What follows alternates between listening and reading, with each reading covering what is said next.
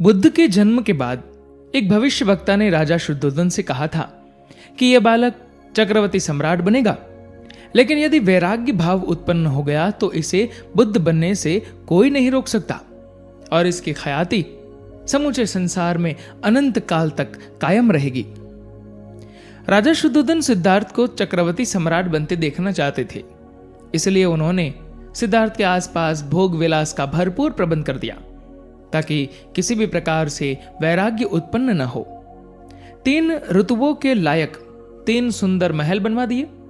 वहां पर नाच गाना और मनोरंजन की सारी सामग्री जुटा दी गई। दास दासी उनकी सेवा में रख दिए गए। लेकिन एक दिन वसंत ऋतु में सिद्धार्थ बगीचे की सैर करने निकले।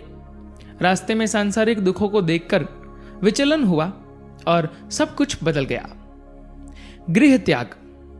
मन में वैराग्य भाव तो था ही, इसके अलावा क्षत्रिय शाक्य संघ से वैचारिक मतभेद के चलते संघ ने उनके समक्ष 2 प्रस्ताव रखे थे। वह ये कि फांसी चाहते हो या कि देश छोड़कर जाना। सिद्धार्थ ने कहा कि जो आप दंड देना चाहे। शाक्यों के सेनापति ने सोचा कि दोनों ही स्थिति में कौशल नरेश को सिद्धार्थ से हुए विवाद का पता चल जाएगा और हमें दंड भुगतना होगा। तब सिद्धार्थ ने कहा कि आप निश्चिंत रहे, मैं संन्यास लेकर चुपचाप ही देश से दूर चला जाऊंगा। आपकी इच्छा भी पूरी होगी और मेरी भी। तब आधी रात को सिद्धार्थ ने अपनी पत्नी यशोधरा और बेटे राहुल को देखा जो सो रहे थे। दोनों के मस्तक पर हाथ रखा और फिर धीरे से किवाड़ खोलकर महल से बाहर निकले और घोड़े पर सवार हो गए। रातों रात वे 30 योजन दूर गोरखपुर के पास अमोना नदी के तट पर जा पहुंचे।